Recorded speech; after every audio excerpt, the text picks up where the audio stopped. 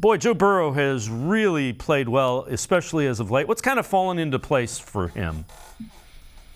Yeah, well, Dave, first off, always a pleasure when I get a chance to talk with you guys, especially around this time of the season when it's Browns versus Bengals.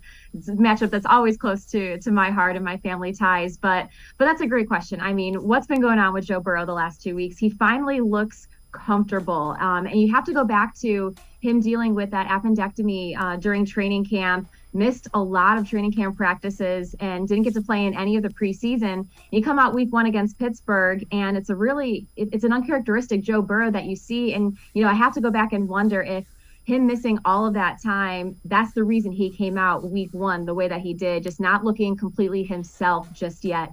But over the last 2 weeks, especially since really week 3, you look at his numbers, but over the last 2 weeks, what he has been able to do in the pocket, having enough time, being comfortable. I mean, back-to-back, 400, 300, 400-yard passing games here, 3 passing touchdowns. He's had a rushing touchdown in each of the last 2 weeks. It's finally Joe Burrow being Joe Burrow. And another thing, I think that's really kind of helped the Bengals offense fall into place here as of late is they've taken the ball. They've wanted to get out to a fast start. Before week 3 against the Jets, the Bengals they win the coin toss. They're typically going to defer, like the majority of NFL teams out there.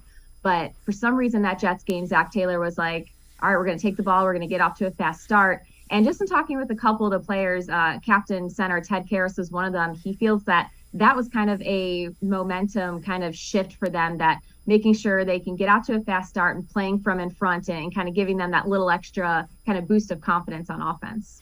Yeah, gosh, you're making it sound like Joe Burrow might be human. He didn't.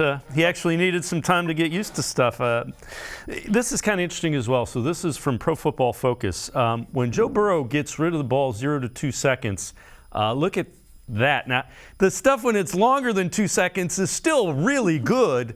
But what that tells you is when he tries to extend plays and make something happen like any quarterback, when you're able to go to your first read and get rid of it quickly, that offense is just it's nearly unstoppable with the weapons Joe Burrow has. Mm-hmm.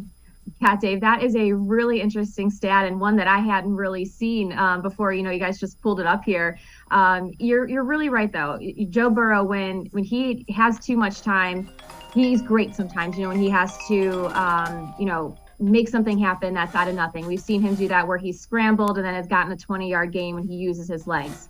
But when he's able to go to his first option, good things have been happening for the Bengals over the last few weeks. And the thing about this Bengals offense is they have a lot of number 1 options for Burrow. It's not just, the Jamar Chase and Joe Burrow connection. It's really T. Higgins and Tyler Boyd who will be stepping up here now. And also Joe Mixon, which, something, to look at too, just how Joe Mixon is being used in the passing game. It's a little bit heavier than we had been accustomed to over the last few seasons. And I mean, that's where your bread and butter is, right? You have a quarterback like Joe Burrow, you're going to let him throw the ball.